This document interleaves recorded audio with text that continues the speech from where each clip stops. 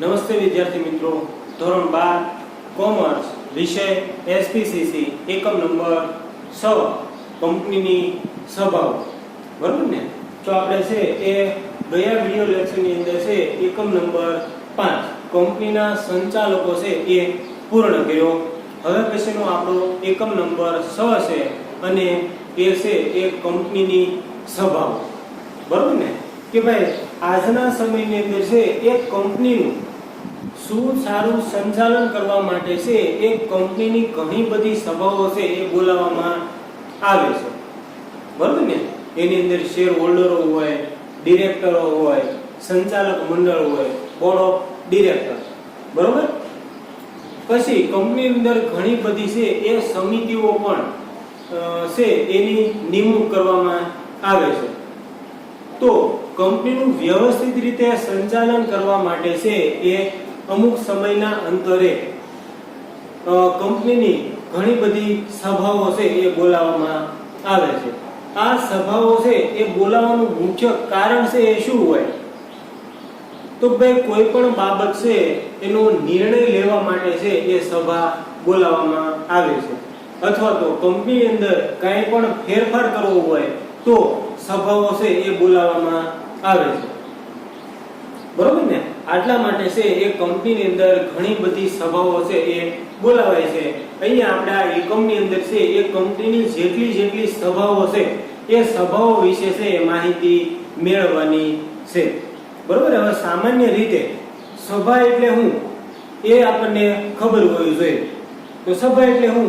તો ભાઈ સામાન્ય રીતે કહીએ કે ભાઈ બે અથવા બે થી વધારે સભ્યો છે એ ભેગા મળે અને કોઈ બાબત ઉપર ચર્ચા વિચારણા કરે અને એ બાબત ઉપર છે એ બહુમતીથી નિર્ણય લેવામાં આવે એને સામાન્ય રીતે છે એ સભા તરીકે ઓળખવામાં આવે છે, બરોબર? સભા એટલે બે અથવા બે થી વધારે છે એ સભ્યો એક જગ્યાએ ભેગા મળે, કોઈ પણ મુદ્દા ઉપર છે એ ચર્ચા વિચારણા કરે અને કોઈ પણ બાબતનો છે એ બહુમતીથી નિર્ણય લેવામાં આવે એને સામાન્ય રીતે છે એ સભા તરીકે ઓળખવામાં આવે છે. જો હવે આપણે સામાન્ય રીતે છે એ સભાનો અર્થ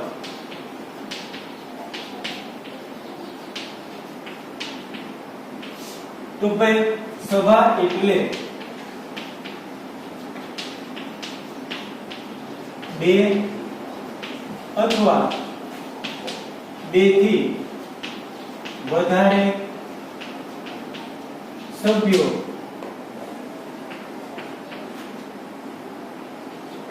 સાથે મળીને, બરોબર ને? સાથે મળીને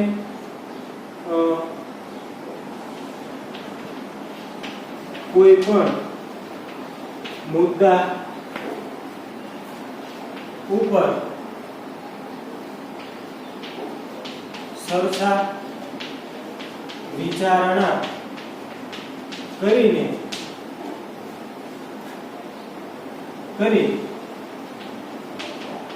ભેગા મળીને બહુમતીથી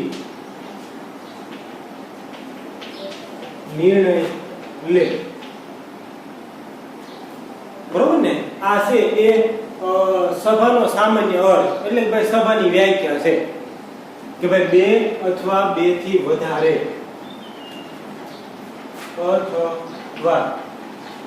વધારે સભ્યો એક જગ્યાએ ભેગા મળે, કોઈ પણ મુદ્દા ઉપર છે એ ચર્ચા વિચારણા કરે અને એ મુદ્દા ઉપર છે એ બહુમતીથી નિર્ણય લે એને સભા તરીકે છે એ ઓળખવામાં આવે છે, બરોબર? આ છે આપણે સભાનો અર્થ છે. પછી કંપનીની સભાઓ છે, બરોબર ને? તો કે ભાઈ કંપનીની સભાઓ, તો એની અંદર છે એ કંપનીની અંદર મુખ્ય ત્રણ સભાઓ કે ભાઈ શેર હોલ્ડરોની સભાઓ, પછી ડિરેક્ટર્સની સભાઓ અને ત્રીજી છે એ ખાસ સભાઓ. સામાન્ય રીતે છે એક કંપનીની અંદર આ ત્રણ પ્રકારની છે એ સભાઓ યોજવામાં આવે છે. એક તો ભાઈ શેર હોલ્ડરોની સભાઓ, ડિરેક્ટર્સની સભાઓ અને ખાસ સભાઓ.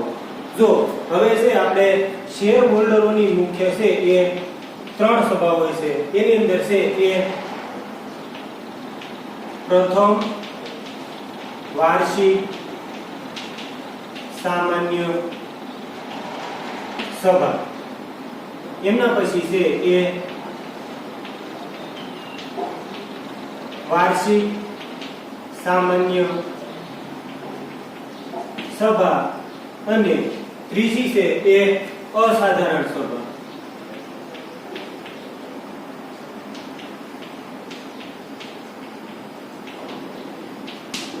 અસાધારણ સભાઓ, બરોબર ને? ખાસ તો શેર હોલ્ડરોની સભાઓ છે એની અંદર પ્રથમ વાર્ષિક સામાન્ય સભા છે, વાર્ષિક સામાન્ય સભા છે અને અસાધારણ સભા છે. એમના પછી છે એ ડિરેક્ટર્સની સભા છે. એમાં છે એ પહેલી કે ભાઈ સંચાલક મંડળની સભાઓ, સંચાલક મંડળની સભાઓ છે. પછી છે એ સમિતિ સભા,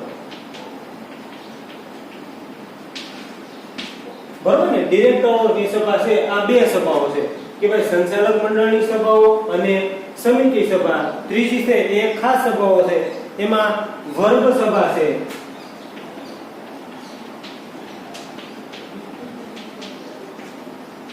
બીજી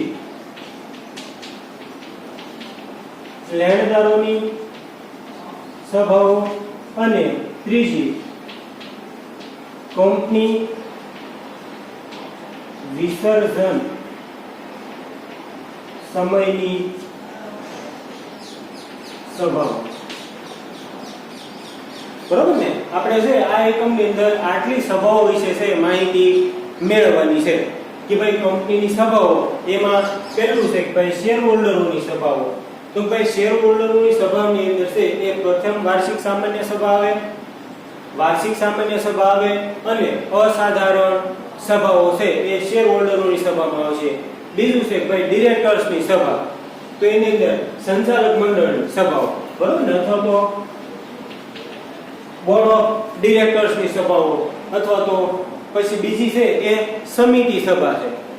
પછી છે એ ત્રીજા નંબરની ખાસ સભાઓ છે. ખાસ સભાની અંદર છે એક તો વર્ગ સભા આવશે, લેણદારોની સભાઓ આવશે અને કંપની વિસર્જન સમયની સભાઓ છે એ આવશે.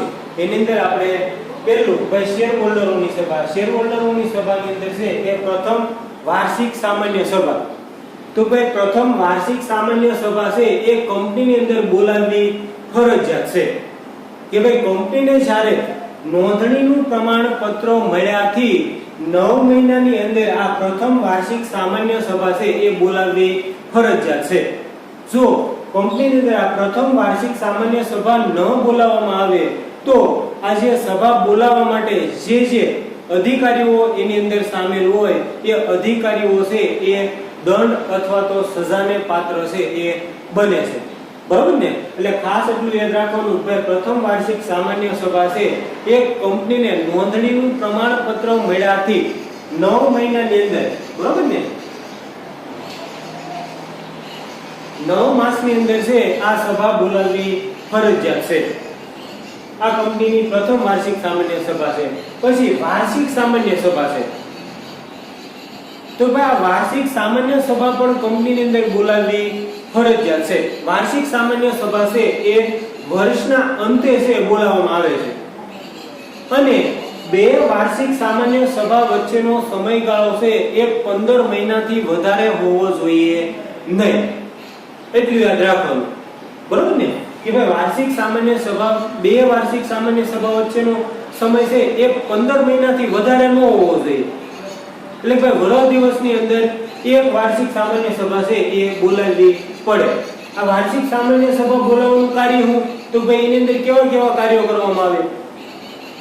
તો ભાઈ દાખલા તરીકે કોઈ પણ કર્મચારી છે એ નિવૃત્ત થતો હોય તો એમના માટે, આ જે નિવૃત્ત થાય છે એ કર્મચારીની જગ્યાએ અન્ય કર્મચારીની નિમણૂક કરવી હોય તો વાર્ષિક સામાન્ય સભા છે એ બોલાવવી પડે. પછી વર્ષની અંદર છે એના હિસાબ તૈયાર કરવા માટે અથવા તો ડિવિડન્ડની જાહેરાત કરવા માટે, બરોબર ને, નવા સભ્યોની નિમણૂક કરવા માટે આ વાર્ષિક સામાન્ય સભા છે એ બોલાવવામાં આવે છે. બરોબર. પછી છે અસાધારણ સભાઓ છે. અસાધારણ સભા એટલે તો દાખલા તરીકે જે કંપની છે એ પોતાની મૂડી ધરાવે છે, બરોબર ને, એ મૂડી ધરાવતી કંપનીની અંદર છે એ 1/2 સભ્યોએ અસાધારણ સભાની માંગ કરી હોય તો અસાધારણ સભા છે એ બોલાવવી પડે. એટલે દાખલા તરીકે 10 શેર હોલ્ડરો હોય તો એની અંદર 10 માંથી એકે છે એ આ સભાની માંગ કરી હોય તો એને અસાધારણ સભા કહેવાય. બરોબર. પછી જે કંપની છે એ પોતાની મૂડી નથી ધરાવતી, એમના કુલ મતદારો હોય એમાંથી 1/2 સભ્યોએ જો અસાધારણ સભાની માંગણી કરી હોય તો આ અસાધારણ સભા છે બોલાવવી પડે. એટલે ભાઈ જે કંપની છે પોતાની મૂડી ધરાવે છે, બરોબર ને, એની અંદર 1/2 સભ્યોએ માંગણી કરી હોય તો અસાધારણ સભા બોલાવવી પડે. અને જે કંપની છે એ પોતાની શેર મૂડી ધરાવતી નથી, એની અંદર કુલ મતદાર છે એની અંદરથી 1/2 સભ્યોએ માંગણી કરી હોય તો આ અસાધારણ સભા છે બોલાવવી પડે. કંપની અંદર ખાસ વૈધિક અને અવૈધિક સભા છે એ આવે છે, બરોબર ને, વૈધિક અને અવૈધિક. જો હવે વૈધિક સભા એટલે શું અને અવૈધિક સભા એટલે શું, બરોબર, તો એ પાસે આપણને ખબર હોવી જોઈએ. તો ભાઈ વૈધિક સભા એટલે શું? તો ભાઈ જે સભાની અંદર છે એ તારીખ, સમય, ટૂંકમાં એજન્ડા નક્કી થયેલા હોય એને વૈધિક સભા તરીકે ઓળખવામાં આવે છે. અને અવૈધિક સભા એટલે અવૈધિક સભાની અંદર છે આ તારીખ, સમયગાળો છે નક્કી હોતા નથી. એટલે ભાઈ કંપની અંદર જ્યારે જરૂરિયાત પ્રમાણે સભાઓ બોલાવવામાં આવે એને અવૈધિક સભા તરીકે ઓળખવામાં આવે છે. એટલે અસાધારણ સભા છે એ અવૈધિક સભા છે, બરોબર ને. અને આ પ્રથમ વાર્ષિક સામાન્ય સભા અને વાર્ષિક સામાન્ય સભા છે એ વૈધિક સભાની અંદર આવશે, બરોબર. તો આ શેર હોલ્ડરોની સભા છે. પછી છે એ ડિરેક્ટરોની સભા છે. તો એની અંદર પહેલી છે સંચાલક મંડળની સભા અથવા તો બોર્ડ ઓફ ડિરેક્ટર, BOD, બરોબર, એની સભા. તો ભાઈ એની સભા છે એ કંપનીની સ્થાપના થયા પછી 30 દિવસની અંદર છે એ સંચાલક મંડળની સભા છે એ બોલાવવી ફરજિયાત છે. આ સભાની અંદર 3 માંથી 1 સભ્ય, બરોબર ને ભાઈ, કંપનીની અંદર છે એ 3 ડિરેક્ટરો હોય છે. તો આ 3 ડિરેક્ટરોમાંથી 1 ડિરેક્ટર છે એ હાજર હોવા ફરજિયાત છે. એટલે ભાઈ 2 માંથી જે વધારે પડતું છે એનું પહેલું નામ હોય એને છે આ સંચાલક મંડળની સભાની અંદર હાજર રહેવું ફરજિયાત છે, બરોબર.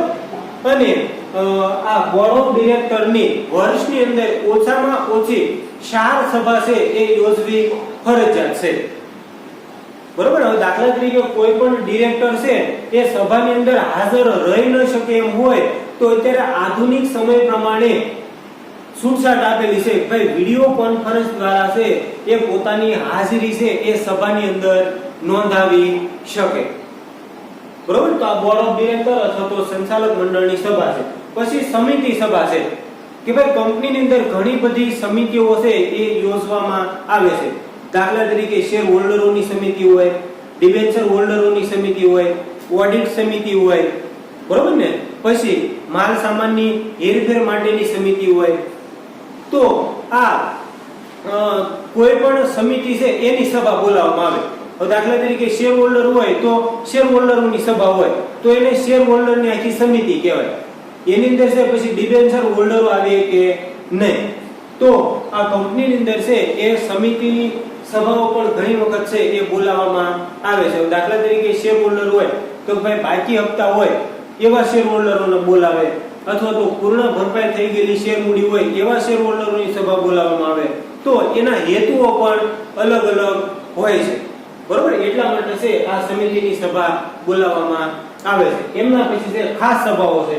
એની અંદર વર્ગ સભા છે કે ભાઈ કંપનીની અંદર ઘણા બધા વર્ગ હોય, તો ભાઈ શેર હોલ્ડરોનો વર્ગ હોય, ડિબેન્ચર હોલ્ડરોનો વર્ગ હોય, બાકી હપ્તા હોય એવા શેર હોલ્ડરોનો વર્ગ હોય, પછી હપ્તા છે એની રકમ ભરપાઈ કરવા માટે છે એક વર્ગની નિમણૂક કરેલી હોય, તો આ વર્ગની પણ અલગ અલગ સભાઓ છે એ બોલાવવામાં આવે છે. એમના પછી છે એ લેણદારોની સભાઓ છે કે ભાઈ દાખલા તરીકે કંપનીના લેણદારો હોય તો એ કંપની પાસેથી લેણું ન પતતું હોય તો એ છે અદાલતમાં કેસ છે કંપની ઉપર કરી શકે.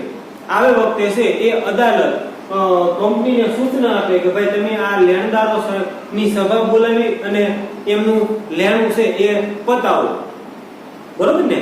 તો અદાલતના કહેવા પ્રમાણે છે આ લેણદારોની સભાઓ પણ બોલાવવામાં આવે છે. એમના પછી છે એ કંપની વિસર્જન સમયની સભાઓ. તો આ કંપની વિસર્જન સમયે છે એ ઘણી બધી સભાઓ એટલે જરૂરિયાત પ્રમાણે છે એ અલગ અલગ સભાઓ છે એ બોલાવવામાં આવે છે.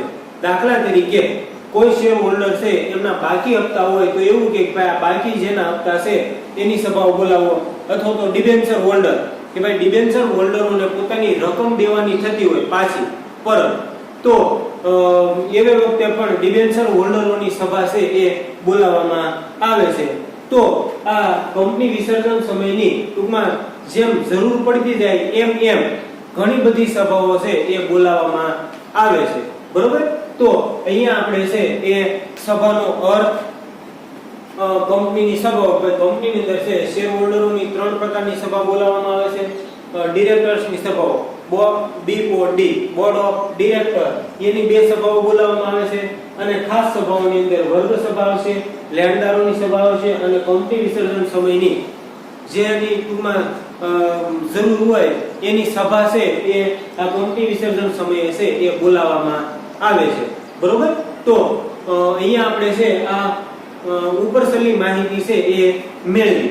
હવે પછીના વિડિયો લેક્ચરની અંદર છે આપણે કંપનીની જે આ સભાઓ છે એમના વિશે પાઠ્યપુસ્તકમાંથી છે એ વિસ્તૃત રીતે માહિતી છે એ પ્રાપ્ત કરીશું.